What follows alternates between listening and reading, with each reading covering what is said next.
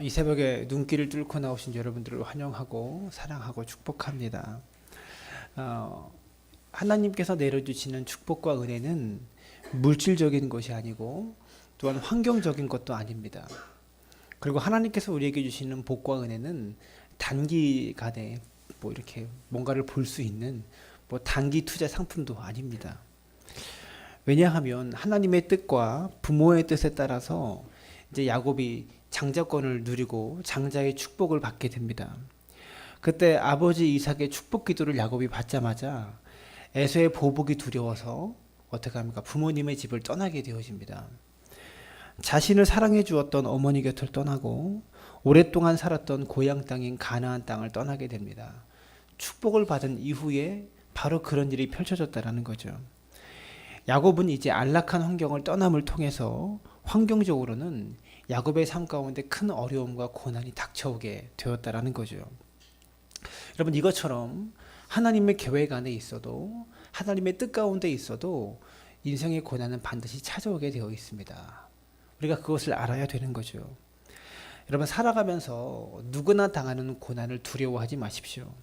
중요한 것은 고난 중에 나의 믿음을 주님께 보여드리는 겁니다. 나의 믿음이 주님께 드러나야 됩니다. 그게 진짜 신앙의 사람이고 진짜 믿음의 사람이다라는 거죠. 우리가 그렇게 살아갈 때 인생의 고난이 승리로 변하게 되고요.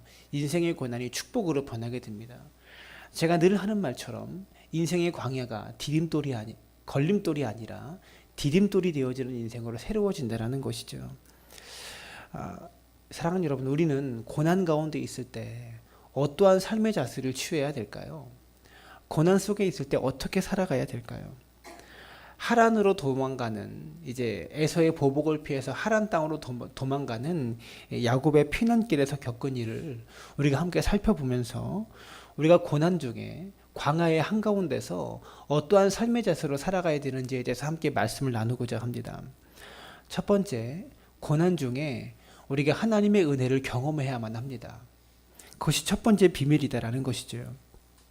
야곱이 자기가 살고 있는 브엘세바에서 이제 하란으로 갈 때 광야를 갑니다.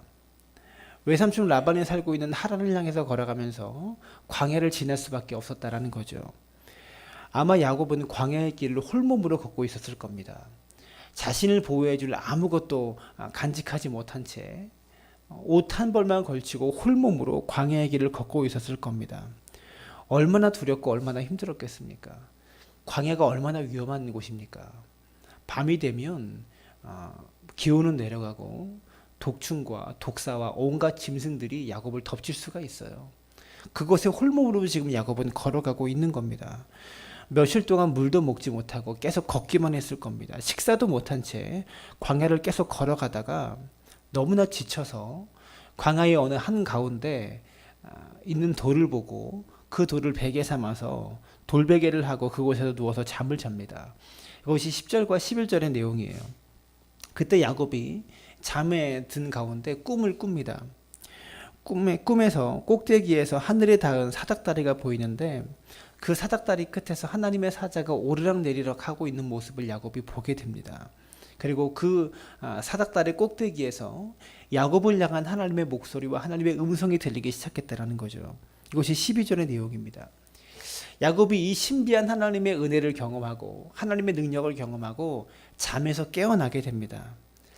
여러분, 그때만한 하나님을 통하여서 야곱이 얼마나 힘이 됐겠어요? 얼마나 삶의 활력이 됐고 큰 힘을 경험하게 되었을 것입니까? 광야의 시간은 고독하고 혼자만 있는 시간입니다. 나에게 도움을 주고 나에게 힘을 주었던 사람들이 다 내 곁을 떠나가게 됩니다. 바로 그때가 저와 여러분이 하나님과 더욱더 가까워질 수 있을 때임을 기억할 수 있게 되기를 부탁을 드립니다. 고난의 때에 하나님의 은혜를 경험하면 그때의 경험이 우리의 삶 가운데 영원히 지워지지 않은 흔적이 된다는 겁니다. 사랑하는 여러분, 지금 인생의 광야를 걷고 있습니까? 하나님을 만날 기회입니다. 인생의 고난 가운데 있습니까? 하나님의 은혜를 경험할 기회라는 것을 기억할 수 있게 되기를 바랍니다. 그래서 고난 가운데 있을 때 더 매달려야 돼요. 더 간절한 마음으로 부르짖고 매달리고 기도해야 되는 것입니다. 이때의 경험이 여러분의 평생의 삶을 이끌어가는 표지가 되고 표대가 되어진다는 것을 기억하시기를 부탁을 드립니다. 두 번째로, 고난 중에도 하나님이 함께 하심을 믿어야 합니다. 이번 주 한 주간은 계속 우리가 광야의 삶에 대해서 함께 말씀을 나누고, 다음 주 한 주간은 하나님께서 부어주시는 축복의 경험들에 대해서 함께 말씀을 나눌 터인데, 여러분 어떻습니까? 계속 말씀을 들어보니까 비결은 단순하지 않아요? 믿음으로 하나님을 바라보고 하나님을 붙잡고 매달리고 기도해야 된다. 단순합니다. 참 단순한데 왜 그게 안 되나 모르겠어요. 참 간단한데 어느 목사가 말씀을 증거해도 똑같은 원리로 똑같은 메시지로 증거하는데 왜 그게 안 되나 모르겠습니다. 사닥다리 꼭대기에서 여러분 어떤 하나님의 음성이 들립니까? 13절부터 15절 말씀에 보면 야곱이 들은 하나님의 음성이 있어요. 13절에 이렇게 말합니다. 내가 누워있는 땅을 내가 너와 내 자손에게 줄 것이다. 또 14절에 땅의 모든 족속이 너와 내 자손들로부터 복을 얻게 될 것이다. 15절에 내가 어디로 가든지 너를 지키며 너를 이끌어 이 땅으로 돌아오게 할지라. 또 15절에 내가 내게 허락한 것을 다 이루기까지 너를 떠나지 아니하리라. 이런 약속을 하나님께서 주셨어요. 후손에 대한 약속을 주셨고 너와 내 자손에게 주겠다. 땅의 모든 족속이 너로 말미암아 복을 얻게 될 것이다. 어디로 가든지 너를 이끌어서 다시 이곳으로 내가 너를 돌아오게 하겠다. 내가 너에게 허락한 것을 다 이루기까지 야곱 너를 내가 떠나지 않겠다. 이런 약속을 주셨어요. 이 음성을 듣고 야곱이 얼마나 힘을 얻었겠습니까? 이제까지 두려웠잖아요. 광야에서 홀몸으로 그 위험을 무릅쓰고 홀몸으로 광야를 횡단하면서 얼마나 두려웠겠습니까? 아마 너무 지쳐서 목숨이 위태로웠을 거예요. 탈진 상태에 있었을 거예요. 그때 누워서 기도하면서 하나님을 만나게 되니까 삶의 큰 힘과 용기를 경험하게 된 것이죠. 사랑하는 여러분, 고난 중에는요, 무엇보다 하나님의 말씀을 가까이 해야 됩니다. 그래야 힘을 얻습니다. 야곱이 고난 가운데 하나님의 말씀으로 힘을 얻었던 것처럼 고난 중에는 무엇보다 말씀을 가까이 하는 인생 되어야 한다는 겁니다. 말씀 속에 하나님의 위로가 임하기도 하고요. 축복의 약속이 담겨 있고 때로는 회개를 촉구하는 하나님의 말씀이 이 말씀을 통하여 우리에게 음성으로 들리게 되어 있는 겁니다. 특별히 고난 자체가 하나님의 음성입니다. 삶에 주시는 고난 자체가 하나님의 음성이다라는 것을 기억할 수 있게 되기를 바라요. 고난 속에 분명한 것은 고난 중에 하나님의 메시지가 담겨 있어요. 우리에게 말씀하길 원하시는, 우리에게 들려주시길 원하시는 하나님의 메시지가 우리가 겪는 인생의 고난 속에 담겨 있다는 겁니다. 그러므로 고난 가운데 있을 때 하나님 말씀을 귀 기울이십시오. 하나님 말씀을 가까이 하십시오. 생명의 생각 큐티집으로 열심히 큐티도 하시고 그냥 성경을 단순하게 읽는 것으로 그치면 안 돼요. 묵상해야 됩니다. 그리고 목회자의 설교도 더 열심히 집중해서 들으셔야 되고요. 고난 가운데 있을 때 특별히 그렇습니다. 16절의 말씀해 보십시오. 야곱이 잠이 깨어 이르되 여호와께서 과연 여기 계시거늘 내가 알지 못하였도다. 여호와께서 여기 계시거늘, 이 광야 한가운데 돌베개 베고 잠을 자는데 지금 죽음이 앞을 가리는 공포 속에서 겨우 잠들었는데 그 도중에 하나님의 음성을 듣습니다. 여호와께서 여기 계시거늘이라고 고백합니다. 야곱은 하나님께서 계시지 않을 것 같은 광야 한가운데 야곱은 생각지도 못하는 곳에 하나님께서 나와 함께 계심을 보고 놀랐을 겁니다. 사랑하는 여러분, 기도할 때 우리가 간절히 하나님께 매달리면서 기도하는 것도 중요하지만 무엇보다 중요한 것은요, 하나님께서 기도하는 이 순간에 나와 함께 계시다는 것을 알아야 합니다. 내가 기도하고 내가 매달리고 간절히 눈물을 흘리고 부르짖는 그 순간에 주님이 나와 함께 계신다. 이 사실을 붙잡고 기도해야 되는 거죠. 이 확신을 가지고 기도해야 됩니다. 그런 확신이 없는 기도는 능력 있는 기도가 될 수 없는 것이죠. 그런 깨달음을 통해서 야곱은요, 자신이 누운 자리가 하나님의 전이고 하나님과 만나는 통로라고 야곱은 생각했던 것 같습니다. 그리고 아침에 일찍이 일어나서 자신이 베개로 썼던 그 돌을 기둥으로 세우고 그 위에 기름을 붓고 그곳의 이름을 베델이라고 불렀습니다.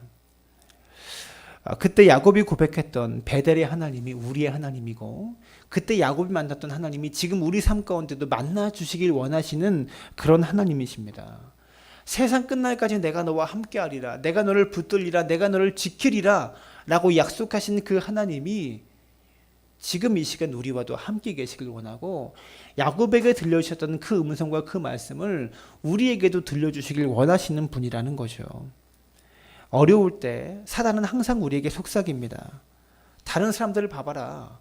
그들은 저렇게 성공하지 않았냐. 근데 너의 모습은 왜 지금 그 모습이냐. 그것을 보면 하나님께서 너를 사랑하시지 않는 것이 분명한 거야. 여러분, 때로 자신의 모습이 초라하게 느껴질 때가 많이 있지 않습니까? 자신의 모습이 불쌍히 여겨질 때가 많이 있지 않습니까? 삶의 환경이 너무나 어려우면 그 소리가 점점 크게 들려요. 그러나 아무리 어려운 환경과 삶의 여건 속에 있어도 우리는 여전히 하나님의 자녀이고요. 여전히 하나님께서 우리와 함께 계심을 믿어야 하는 것입니다. 하나님께서 우리의 죄를 싫어하세요. 그렇지만 우리를 싫어하시는 것은 아닙니다. 우리의 죄를 보면 하나님께서 사랑하시지 않을 것 같아요. 하나님께서 우리의 죄를 싫어하시지만 나를 싫어하시지 않는다는 것을 기억할 수 있게 되기를 부탁을 드립니다. 자녀가 병이 들면 부모는 그 병든 자녀에게 더 관심을 갖습니다. 황수관 박사인가요? 그분의 간증을 오래전에 들었던 기억이 나요. 근데 그분이 피부병에 걸려서 거의 죽게 되었대요. 그때 어머니가 그 황수관 박사의 머리부터 발끝까지 혀로 온몸에 피고름 나는 그 고름을 혓바닥으로 다 핥으셨대요. 그러면서 한 며칠 동안 어머니가 그렇게 하셨대요. 그러면서 자신의 몸이 깨끗해졌다고 그렇게 이야기를 하더라고요. 자녀가 병이 들면요, 부모는요 그 자녀에게 더 관심을 갖습니다. 마찬가지죠. 우리가 어려움에 처하고 우리의 인생에 괴롭고 힘든 그 순간에 하나님께서 우리와 더 함께 계십니다. 더 가까이 하려고 하십니다. 사람 모두를, 이 세상에 있는 모두를 사랑하지만 특별히 고난 가운데 있는 사람과 더 가까이 하시려고 애쓰시는 분이 바로 하나님이시다라는 거죠. 그러므로 인생에 어려움이 있을 때 여러분 더욱 주님 의지하시고 주님 붙잡으십시오.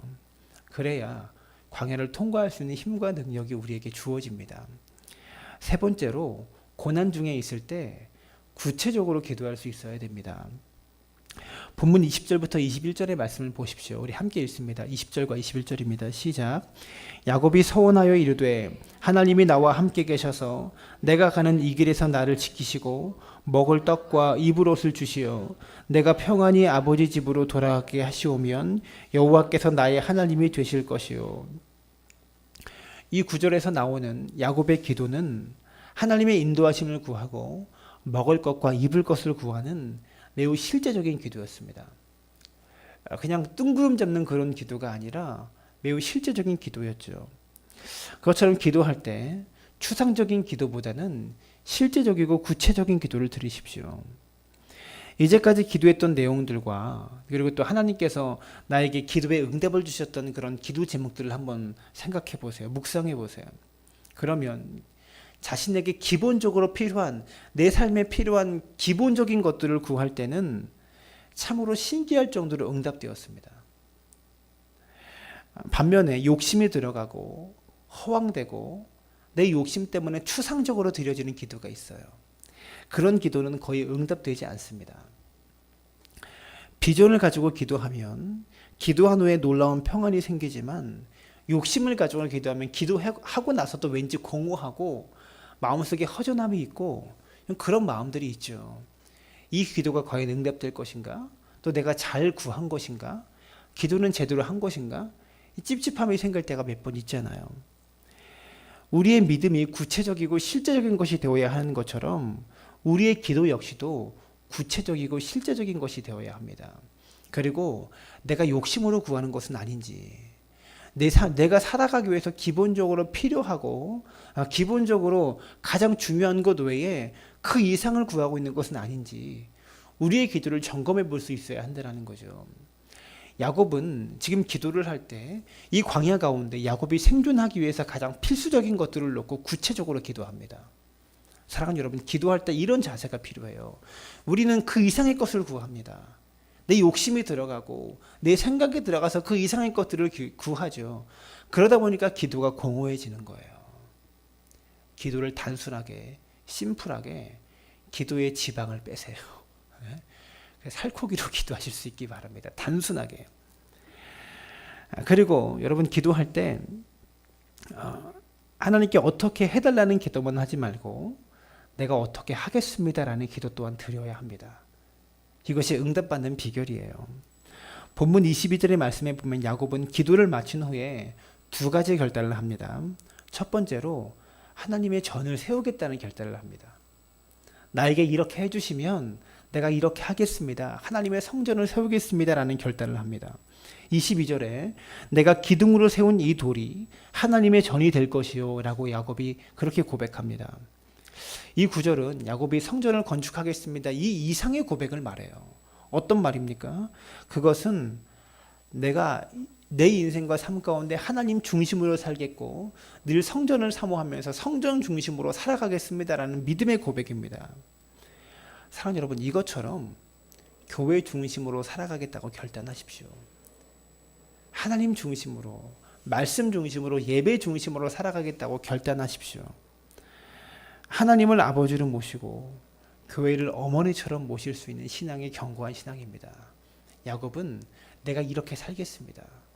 하나님께서 나에게 이렇게 해주시면 내가 이렇게 살고 이렇게 하겠습니다 라고 기도했다라는 거죠. 사랑하는 여러분, 이렇게 해주세요 라고만 기도하지 말고 어떻게 하겠습니다 라고 이런 기도도 하십시오. 무슨 기도입니까? 이런 기도를 서원 기도라고 하는 거예요. 여러분, 서원은 해야 되는 겁니까? 하지 말아야 되는 겁니까? 할수록 좋은 겁니다.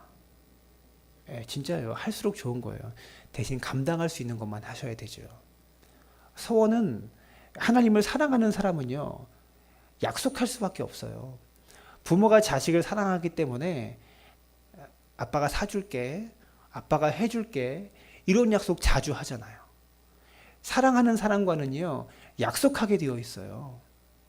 여러분, 그러기 때문에 믿음이 있고 신앙이 뜨거워지고 간절해지고 하나님을 더 사랑하게 된다면 서원할 수밖에 없어요. 대신에 감당할 수 있는 서원을 해야 됩니다.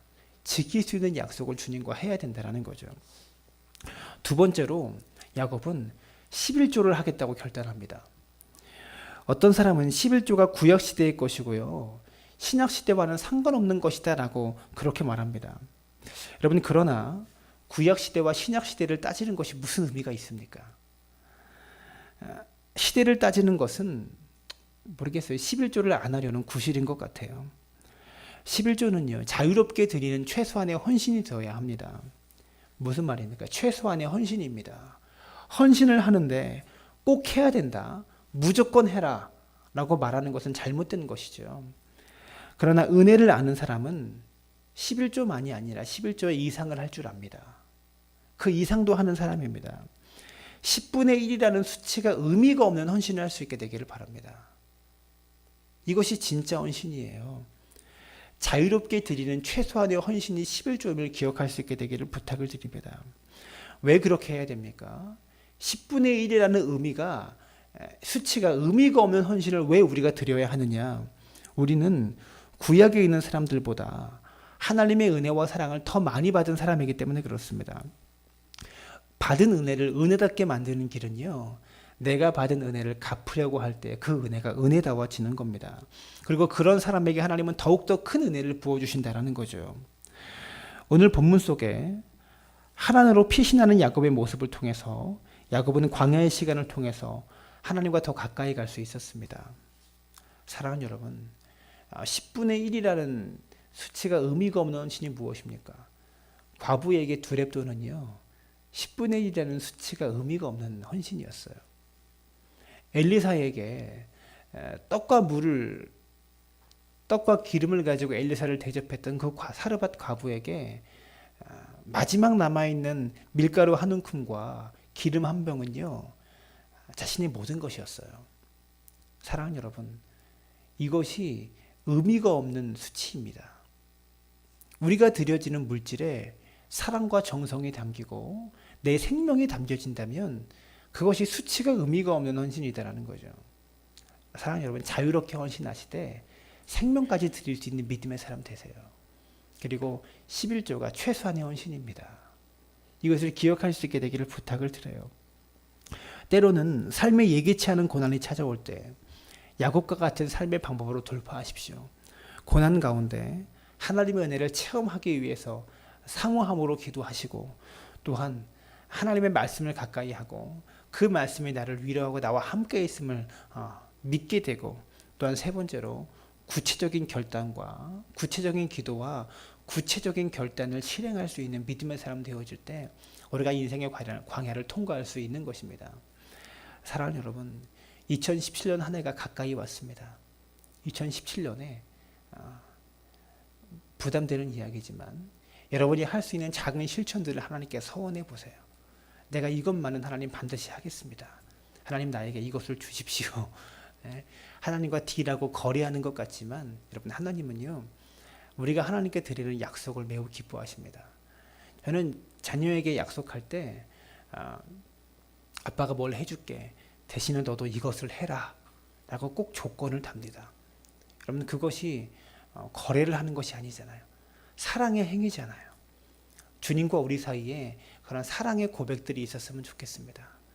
주님을 위한 아름다운 서원을 할 수 있는, 그리고 그 서원들이 점점 많아져서 사랑을 느끼고 은혜를 경험하게 되는 믿음의 사람들 되어질 수 있게 되기를 주님의 이름으로 축원합니다.